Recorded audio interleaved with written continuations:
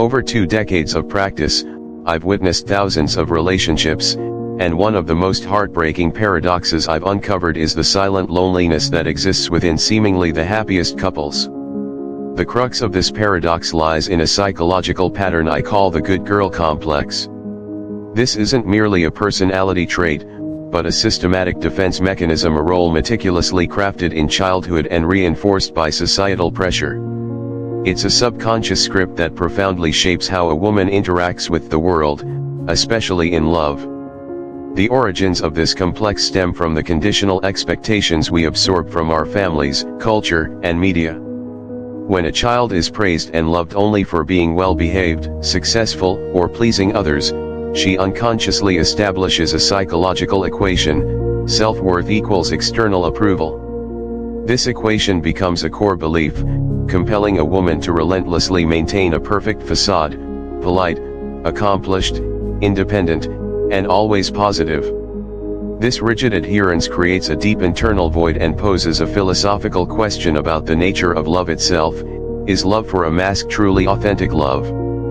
From a psychological perspective, the answer is a resounding no. Conditional love cannot foster unconditional connection. Lasting love blossoms only when we are brave enough to break that mold and embrace our authentic selves. This is where we must talk about becoming a gone girl, not in the negative cinematic sense, but as a woman who has let go of her old roles.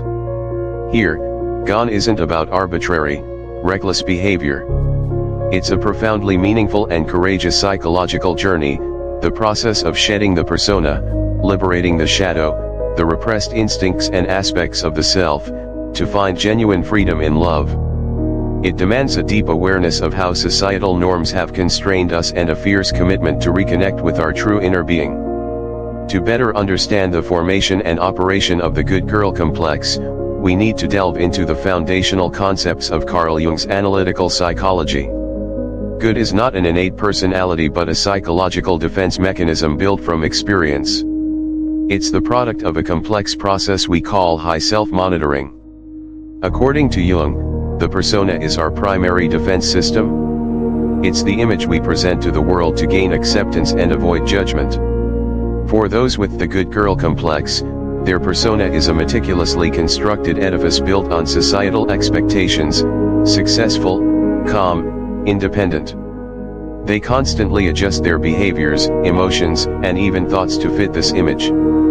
They'll say "I'm fine" when their heart is breaking, "no worries" when they're upset, or "I got this" when they're struggling. When the persona becomes too rigid, it ceases to be an adaptive tool and transforms into an invisible cage, imprisoning the authentic self. If the persona is the outer shell, the shadow is everything that is repressed and rejected. The shadow doesn't just contain our flaws and fears, it's also a treasure trove of valuable qualities deemed not good by society: vivacity, creativity, righteous anger, and especially powerful primal energy. For the good girl, her shadow holds her secret desires, her pent-up anger, or the vulnerability she's learned to deny to maintain her persona.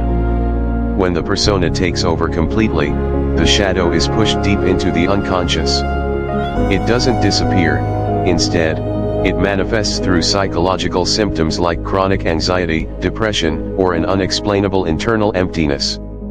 The journey from good to gone is the Jungian process of individuation, integrating the persona and the shadow to become a whole person. When a woman dares to live authentically with both of these parts, she is no longer internally torn, and that authenticity becomes the solid foundation for true love, where she is loved for who she is, not for a perfect performance. The hidden fear, the deep root of repression. Once the good girl complex is established, it becomes a self-perpetuating mechanism, driven by a powerful psychological force: the fear of rejection and abandonment. This is a primal fear, not just simple anxiety, but a deep psychological wound formed by early experiences. A child criticized for being too emotional or too loud unconsciously internalizes a painful message: my true self is not acceptable. To survive and be loved, they must learn to hide who they are, living according to a pre-written good script. This fear doesn't disappear when we grow up, it becomes an invisible chain, binding us to these patterns.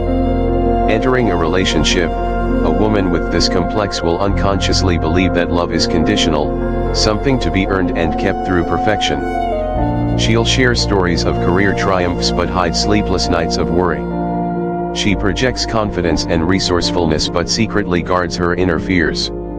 The love she receives seems solid, but it's really love for an idealized image, a performance. This deep-seated fear also leads to a common psychological syndrome.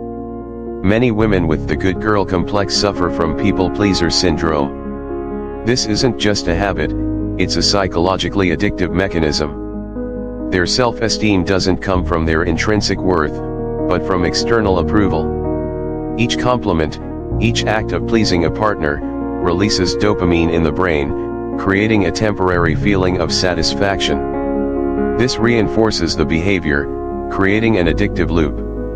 The people-pleaser automatically places others' needs above her own. This leads to a gradual dispossession of the self. She loses her inner voice, her ability to recognize her own emotions and needs. The emptiness she feels isn't from a lack of love, but from the absence of herself within the relationship.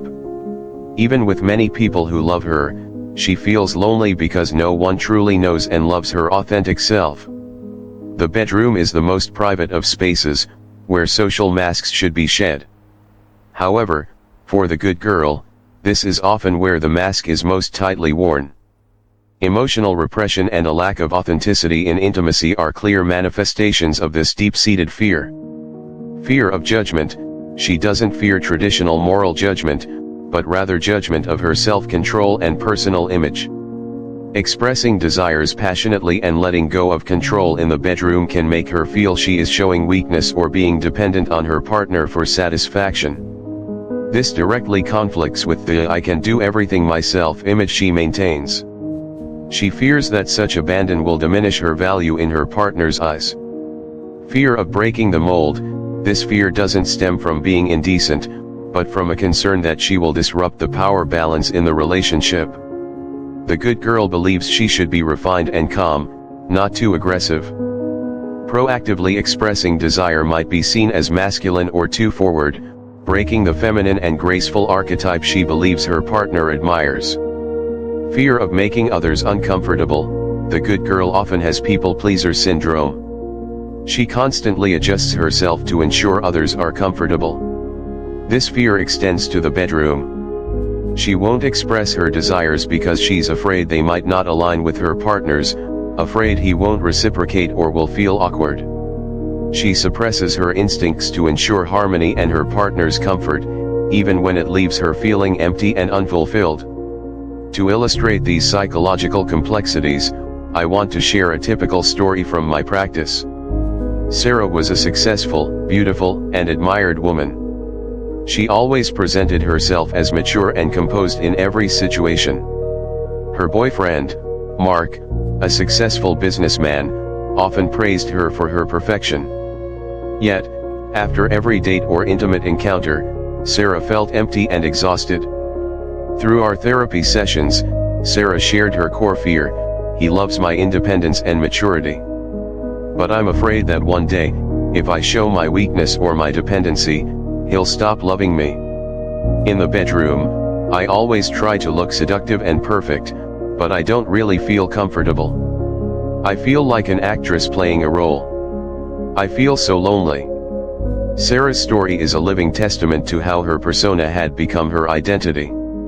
She no longer knew how to distinguish between the role and her true self. The persona had created an invisible wall, preventing genuine connection. She yearned for someone who could see her for who she was, accepting her messiness and vulnerability, but she didn't know how to reveal it.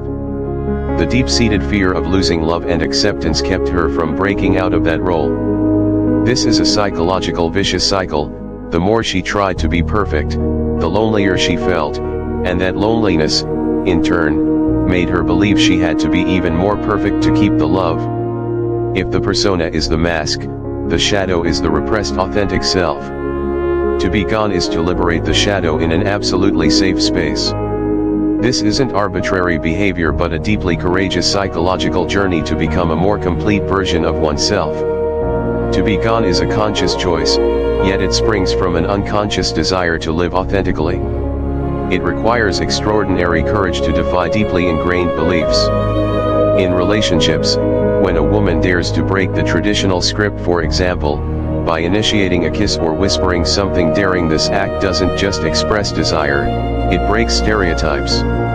It shows she is no longer bound by old roles. One of the biggest barriers for the good girl is controlling language. In bed, she is often silent. In contrast, being gone allows you to express your primal voice. You dare to let out natural gasps and moans. These sounds are not a sign of weakness, they are the most vivid proof that you are fully present in the moment. According to Brené Brown, vulnerability is the foundation of all connection. When you dare to be gone, you are placing absolute trust in your partner, allowing him to see your authentic self. This is a brave act because it requires you to completely shed your defensive shell. It says to him, I trust you enough to be my real self, with all my instincts and hidden desires. This is a more powerful invitation than any calculated gesture, because it comes from a place of truth and trust. Being gone has a special appeal to men, not just physically. It's a complex psychological reaction that touches their deepest desires. To understand this, we need to see the relationship as an interaction between two independent individuals, each carrying their own societal pressures.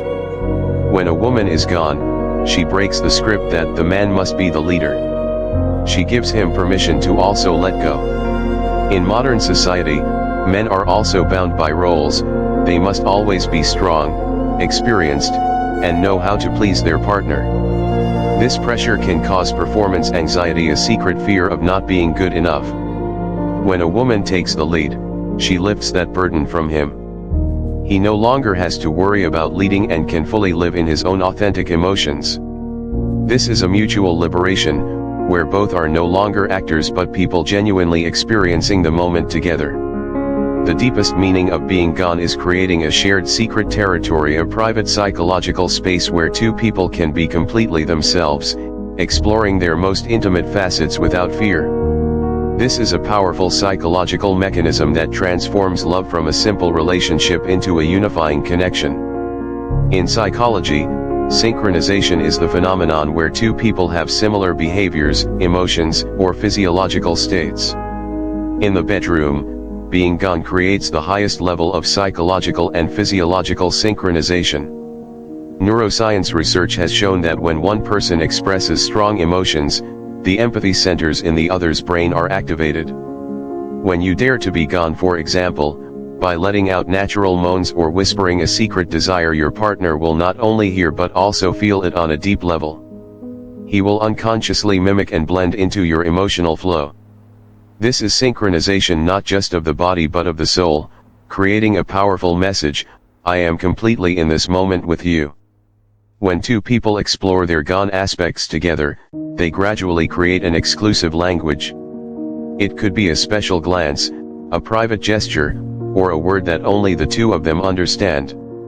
This language becomes an invisible bond, helping them communicate and understand each other without words.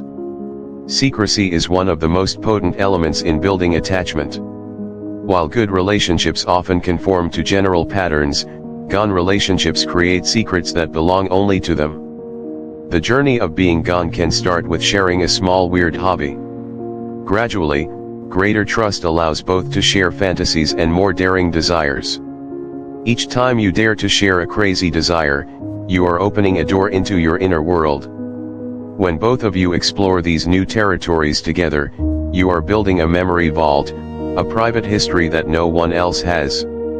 This strengthens the relationship on a deeper level, making intimacy not just a physical act, but an adventure, a game that both of you create and enjoy together. According to attachment theory, a secure relationship is built on trust and the ability to express vulnerability. The shared secret territory created by being gone is the highest expression of secure attachment. Now that you understand the difference between the persona, the mask, and the shadow, the authentic self, as well as the power of being gone in creating connection, the biggest question is, how do I start? The journey from good to gone isn't a single leap, but a series of small, intentional actions, performed patiently. As a psychologist with 20 years of experience, I've seen that the biggest changes in relationships often start with what seem like the simplest gestures. Dare to speak your true feelings. The journey of shedding the mask begins by daring to voice your true emotions, even the ones you're used to hiding. The phrase "I'm fine" is the most dangerous emotional mask. Instead, try saying, "I'm a little sad, but I'll be okay," or "I'm a bit angry, I need some time." This act has significant psychological meaning. You are showing your partner a part of your true self, and you are placing your trust in him. Share your imperfections. To build authenticity, try sharing a small failure, a silly mistake you once made. Your partner's reaction to these stories will be a crucial indicator of the relationship's safety. If he listens and finds it endearing rather than judgmental, that's a sign of a secure relationship. Trust is also built when you become your partner's safe haven, listening to and accepting his fears or failures instead of offering advice.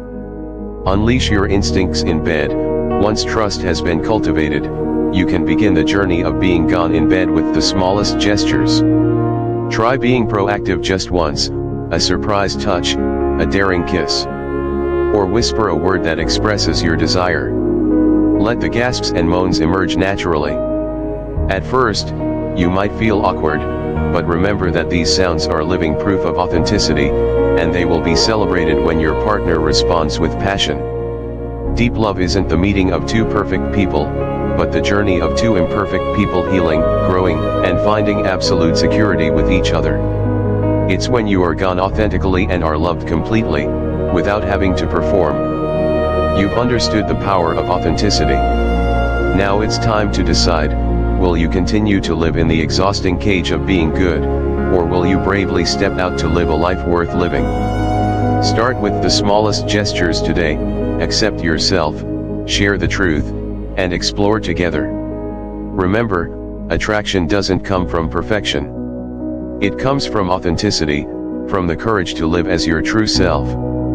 You deserve a love where you are free to be yourself, to be gone authentically, and to be loved completely. Begin that journey now. Do you want to be gone for a true love? Share your story in the comments. Who knows, it might inspire other women. If you found this video helpful, please like and share so we can spread this message together. And don't forget to subscribe to the Love and Psyche channel so you don't miss out on more deep psychological analyses of love and relationships.